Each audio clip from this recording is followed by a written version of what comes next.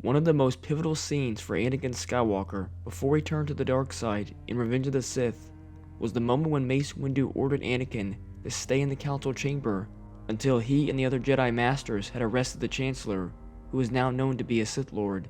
While Anakin waited, we could see him crying as he looks across Coruscant to Padme's apartment, and we can also hear Palpatine's words that if he dies, any chance of saving his wife Padme will be lost. It's an incredibly tragic moment, but have you ever wondered what Anakin Skywalker was actually thinking during this scene? Luckily, the novelization of Revenge of the Sith displays Anakin's thoughts perfectly.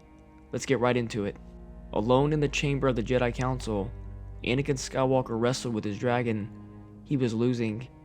He paced the chamber, stumbling among the chairs. He could not feel the currents of the Force around him. He could not even feel the echoes of Jedi Masters in this ancient seat. He had never dreamed there was this much pain in the universe. Physical pain he could have handled even without his Jedi mental skills. He had always been tough. Even at 4 years old, Anakin had been able to take the worst beating water would deliver without so much as making a sound. But nothing had prepared him for this. "What have I done?" Anakin said. The question started as a low moan, but grew to a howl. He could no longer lock behind his teeth. "What have I done?" he repeated. He knew the answer. He had done his duty. And now he could not imagine why. "When I die," Palpatine had said so calmly, "my knowledge dies with me." Everywhere the Chosen One looked, he saw only the face of the woman he loved beyond love.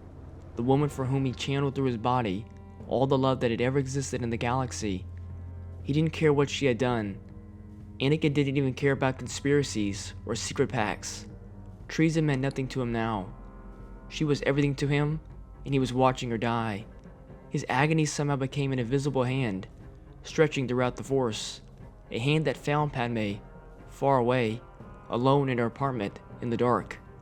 A hand that dissolved into a field of pure energy, a pure feeling that reached inside her.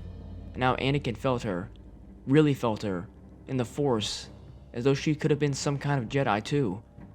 But more than that, he felt a bond and a connection deeper and more intimate than he had ever had with anyone else, even his own master, Obi-Wan Kenobi. Padme Amidala's purity and passion, and the truth of her love, flowed into him and through him, and every atom of him screamed to the Force, saying, "How can I let her die?" The Force had no answer for him. The dragon, on the other hand, did. "All things die, Anakin Skywalker. Even stars burn out," the dragon said.